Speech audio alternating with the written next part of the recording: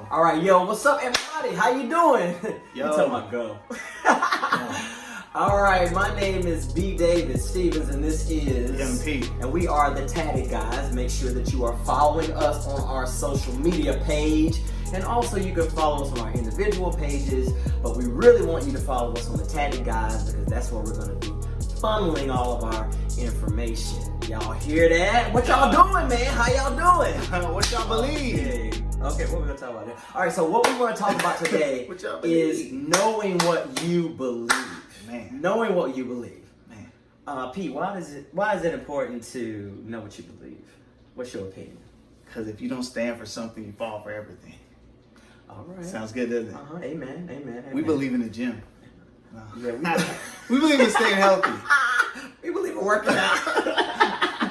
We believe in tatted skin. Tatted skin, huh? Mark it up. Mark it up. Now, that is true. That is true. You know, if you don't, you'll fall for anything. If you don't stand for something, you gotta stand for something, right? Right. I mean, you have to have beliefs anyway in order to live your life. You know, that's how we function in life because we believe certain things, whether that's in regards to morality, our parenting, religion, how we eat. Yeah. I mean, all kinds of stuff. You know what I mean? That's how we function in life. You have to have things to stand on, to stand firm on, you know? So then when is it okay to open yourself up to different points of view, you know? Like, let's say that you believe something, but someone comes with something else to challenge your belief. When is it okay to accept those things, you know? I mean, we have a whole bunch of cliches when it comes to the word belief, but study to show yourself approved. Like, I would still do the work. If it's somebody who's bringing something to me that I'm not informed about or informed on, I would definitely, I don't shun people. I would definitely hear what they're saying. If they have any facts, any references, any... Yeah, because I had a friend to tell me you shouldn't be giving your children no spankings. And what year was this? Because I think in the 80s and 90s we made it. For real, I was. He actually kind of challenged me in that. Like, he was saying you shouldn't be spanking your children. I don't spank my kids. What was the alternative? What did he give you? I mean, they had like time out and and time away from things, and they created a culture in their house where they didn't have to pull out the belt. So their kids are still like... That ain't how I grew up. I know are their kids still behaved? Well behaved? Their kids are pretty well behaved. Serious? Yeah, they are. I mean, I used to watch the first Prince of Bel-Air. They didn't get no spankings. Carlton, Hillary, they were good, huh? I guess. They looked good. I mean, but the judge we know of. Yeah. Like what's his name? No, Good Times. Good Times. I think they got spankings. I think all the kids got me. I think all of them got me. Woo! Yes, they sure did. Just because Daddy some of them got abused. You remember that Penny story? Yo, Janet, was that Janet? Janet Jackson. All right. Come on, Penny. Yeah. I was challenged in that. You know what I'm saying? And so it did open me up, and I started thinking about things. I mean, I didn't stop spanking my kids. Well, I don't spank them anymore because they're too old. But it opened me up, you know. And I think about, you know, things that even we believe. You know, me and Pete are Christians. They're things that we were groomed on. You know, as far as our belief goes. Can you tell them something that you were groomed on that was sort of like for what, why, and then you did the homework when you got older? Yeah. Well, number one, tattoos are wrong. Oh my gosh. You can't have no tattoos. Boy, you a sinner. You got them tattoos up there. You going straight to hell. Just because of your skin. Just because you got a tattoo. Your skin gonna send you to hell. But they did that because of what they saw in the Bible. It is there. There is a scripture that talks about that. But you know, we actually have a video that talks about that too. You should go on our YouTube page and check out that video. But I mean, when I started studying, I realized, oh, wait a minute, that was for a certain culture. Yeah. That was for a certain time. That doesn't even apply to us. But that's Old Testament. Yep. But that's a belief that I adopted into my life, and I believe that in my head. So I remember the first time I got a tattoo. First time I got it, I was in college, and I went to a city outside of the city where my college was, because I didn't want nobody to see me in there getting a tattoo. But I wanted one so bad. Wait. You didn't want nobody You didn't want nobody in there seeing you get a tattoo. But what are they doing there? Right. Keep going. Keep going. Keep going. Right.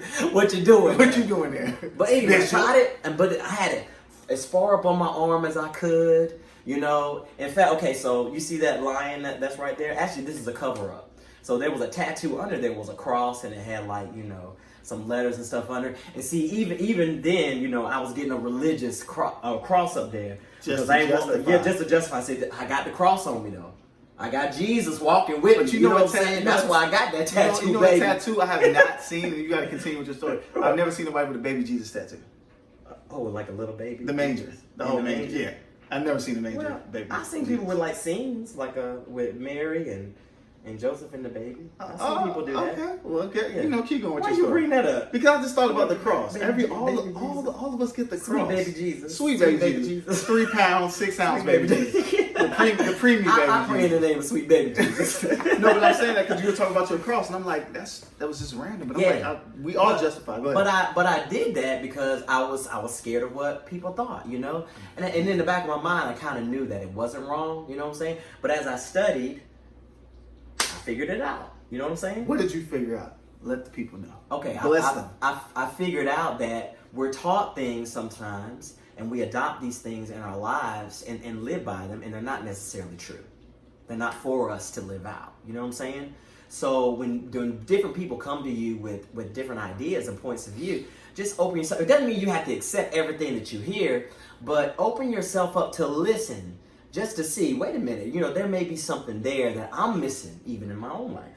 You know what I mean? So do your due diligence, but at the same time, yeah, you know, what happens when you do find out that what you researched wasn't what they were saying? Do you go back and confront it, or you just let it go and you just understand where? I mean, it depends on the situation. Okay. And in most cases, I just, you know, just don't worry about it. Don't even worry about and it. Just continue, you know, in motion with what I was doing before. You know what I'm saying? I mean, I did that before, and I know I'm talking a lot, but I remember I did that a while ago. You know, I was challenged. This goes back to Christianity again, but I was challenged in period what I believed. Like I was asking myself, do I really believe this stuff anymore?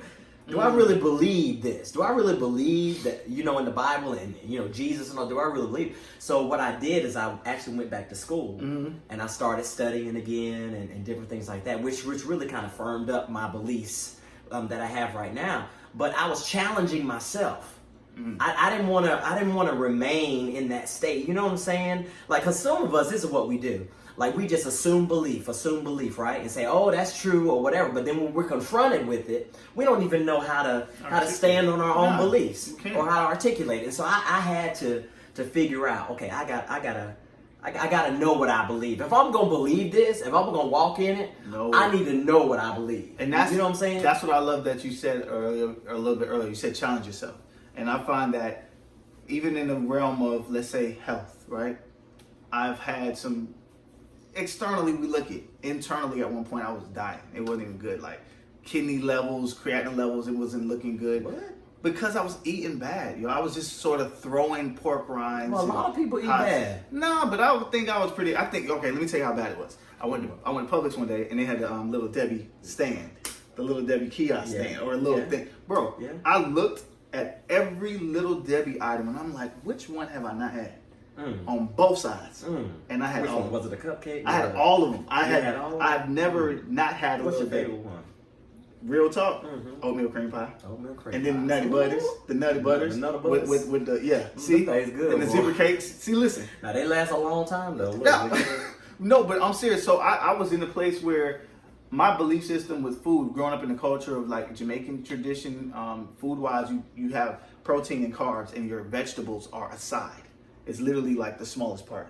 So I used to eat like crazy, a whole bunch of proteins, carbs. I started eating vegetables for real in 2007. Right? So by this time I realized I got my physical, man, my body's breaking down. And the truth is I was raised in a certain space to believe that if you ate certain things of the Jamaican culture, it was healthy. But had no idea. That's good. No, but for real, had no idea, right? Until I started going to Canada. Yeah. I went to Canada, and it's like probably one of the most multicultural places in North America. And I'm seeing these Asian people, shout out to all y'all, everybody, but the Asian folks, they're old, they're walking with their hands behind their back, they're walking all the time. Matter of fact, I've never yet I personally have not heard or seen an Asian that had cancer. That I've seen some obese ones, There's because some of them now. but I'm saying there's some of them. But Yeah. in their community, Yeah, you're just saying overall. There's a cultural. There's a health. cultural health. I got So you. what I had to learn is not learn how to live to eat, but learn how to eat to live. Yeah. So when I started doing holistic treatment, it was through traditional Chinese medicine. Yeah. There opened up my whole belief system of food. Holistic treatment. No. Oh, because listen, this is my thing. All y'all want to live at some point. Y'all want to live to a Y'all point. want to keep on living. Y'all want to keep. Don't you want to keep on living? Keep on living. Trying to find a fountain of youth. Keep on living, huh? So what we do, we go to the gym, we sweat, but then we still That's eat true. the mess, right? So internally, Not me, no, I was kidding. Go ahead. see everybody looking all on your caps and your chest, and they're like, oh, he's whatever he wants, still looks in shape. But honestly, we start eating these things and we don't understand what we're putting in our body. Yeah. And the sad part is, the front end of health is food. Yeah. Right? Because the back end is all of prescription drugs. I had to learn that anything I put in my You body. get too deep now. Talking No, about I'm just giving them belief drugs. system. Yeah. My belief system got shook up, and it was really something that was the best thing for me. Yeah. But till this day, though, I will eat a certain way only because of what I had to obviously be challenged with. And now I can challenge other people with at least pushing them to do better, at least in that area. I think the important part of what you're saying is that, you know, culture has a lot to do with our beliefs and how those beliefs are established and made firm, you know, in our lives. And we act out of that based on how we were groomed, you know, in our cultures. But that's the challenge, and that's what I tend to challenge people with anyway, is that you have to be willing to step outside of your environment to embrace new things. Because if you stay inside of this bubble, this cultural bubble, wherever you are, that's regional, that's race, that's well, you can't really step outside your race, but you know what I mean. But there's certain things that are attached to our race, you know. That's churches, you know, establishments. If you don't step outside of some of that sometimes and listen around and see, then you'll never really grow and change. And really be everything that you're supposed to be. You know, you need to be challenged in what you believe, because there are things that you do need to change and shift in your life, and you need to be willing to do it, you know? And we've already kind of been talking about it, you know, when is it appropriate to change? And I think that when it's appropriate is when, you know inside of yourself, you know what I'm saying, that this is right. And that I need to stand on that, and I need to do that. You know what I'm saying? 100%. You know? Other than that, you know, I put most of this stuff on the shelf. Like, you come tell me, you know, some crazy stuff or whatever, I'm like, okay, I'll put that on the shelf. And, you know, if it applies to me later on, then maybe I'll take it off the shelf if I remember it. But you don't throw it away. You just put it on the shelf. Well, sometimes I throw it away, too. Sometimes I put it in trash. You know what I'm saying? But things that interest me, things that, you know, stand out, I'll put it on the shelf. You know what I'm saying? Totally. But my thing is this, you know, you have to be willing to go the extra mile sometimes and embrace the uncomfortable part of accepting different things into your life, so that you can. How about that? So so that you can grow. Action. Yeah. You know what I'm saying? Yeah. So that you can grow and mature and really, really become everything that you're supposed to become. And I think we're afraid, you know, because we're comfortable in some of that stuff. You know what I'm saying? Yeah. We're too comfortable. Well, get out your comfort zone. Definitely get out your comfort zone. And then one thing I want to dispel, definitely talking to my bro before we even shot this one, is I've been told all my life, except now, practice makes perfect. And that's something, hey, how can I get better? Practice. You know, these people come to school, career day, practice makes perfect. Just keep going and keep doing and keep pushing. The truth is, it doesn't. Now y'all like, what are you talking about? That doesn't make sense. I'm gonna tell you. What do you mean? You don't make sense if you don't get it. It's perfect practice makes perfect. Because again, we were talking about bad habits. You can do something for so long and you learn a habit and it's bad and you believe you're doing what's right and then you get frustrated when you're not growing. The truth is, even when you learn to do something, at least look into doing it the right way. So as you get ready to go into it and embark on that journey, you'll see results. And that's a part of believing too, is knowing that you're going to see results. Knowing that as you're doing something, there's an expected outcome. You know what I'm saying? So where we talk about religion, there's a whole other form of what Christianity breeds, and that's relationship. So we can talk from a personal relationship to people about our faith, because we actually are activating the part of seeing what is happening while we're growing versus just being told like a shepherd to a sheep, this is what you're supposed to do, this is what you're not supposed to do. Yeah.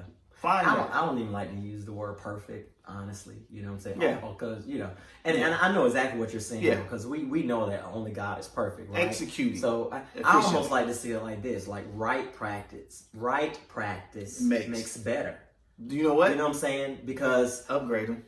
Upgrade. Look, see? Upgrade. You know Beyonce been practicing. Upgrade. You know she rightly practices. You know what I'm saying? Because because we never can be perfect. Because even we're musicians, and we're in the music industry and all that stuff. So even a final product, every time I listen to a final product, sometimes I'm like, I wish I would have did that different. It's never in my own mind, in my own head, it's never really perfect anyway. But if I'm doing things right and I'm developing that and I'm pressing into that, you know what I'm saying, then I'll get better. Right practice makes better. It gets better and it gets better and it gets better. It gets better. So believe in doing things the right way, but also believe in what you believe and make sure that as you're believing it, like B said, learn to stand on it. Learn to find out why you believe it so that if you are challenged, you can articulate it. And it's not something that you'll be looking crazy about because you voted for, and then all of a sudden it's I don't know what happened. Okay? Yeah. What number is this? 40 what? I don't know. We're going to leave it there. Because some people believe to jump on bandwagons. Some people believe bandwagons are the way to travel. So just believe in that's what you true. believe. No. Man, that is true. Listen, but that's a whole other segment. That is true. But I think that mainly happens because you're not really firm in what you don't have no idea. So when you're not really firm in what you believe, okay, well I'm gonna jump on this. So which one you want to pick? You want an elephant or the donkey? What's your favorite animal? What's your favorite color, red or blue? Anyway, don't forget to follow us on social media at the Tatted Guys. Make sure that you follow both me and Pete as well. What's our end statement? I almost forgot what it was. All right, I think I know what it is now. We are here. No. We hope. There we go. We've left our mark on you. On you. Believe that. Believe that. Peace, y'all.